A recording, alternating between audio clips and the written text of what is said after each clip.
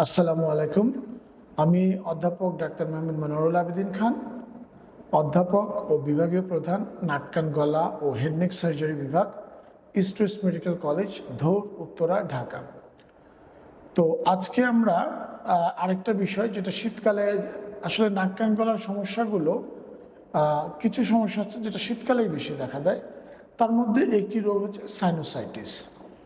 এই রোগের লক্ষণ হচ্ছে এরকম যে মাথা ব্যথা করবে, মাথাটা ভার হয়ে থাকবে, সাইনাস যে রিজনগুলো, এই রিজনগুলো অনেক বেশি হেভি হয়ে যাবে, একটু ডিপ্রেশন হবে, অনেক সময় এর সাথে নাক দিয়ে পানি পড়া, নাক বন্ধ থাকা, কফ কাশি থাকা, এগুলো হতে পারে।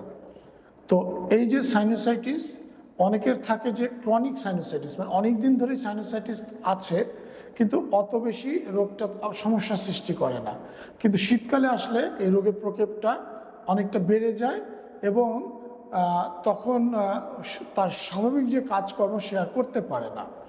তো এই ক্ষেত্রে এটা দ্রুত চিকিৎসা নিয়ে এটাকে সমাধান করা উচিত, এবং যাদের ক্রনিক সাইনোসাইটিস আছে এর কিন্তু স্থায়ী চিকিৎসা আছে, সেটা অপারেশনের মাধ্যমে আমরা এটা স্থায়ী চিকিৎসা করে থাকি। যে অপারেশনটার নাম হচ্ছে এন্ডোস্কোপিক সাইনাস সার্জারি অথবা ফাংশনাল এন্ডোস্কোপিক সাইনাস সার্জারি বলা হয়ে থাকে। এর মাধ্যমেও কিন্তু এটার স্থায়ী সমাধান করা যায় এবং এই রোগ থেকে চিরতরে মুক্তি পাওয়া যায়। ধন্যবাদ।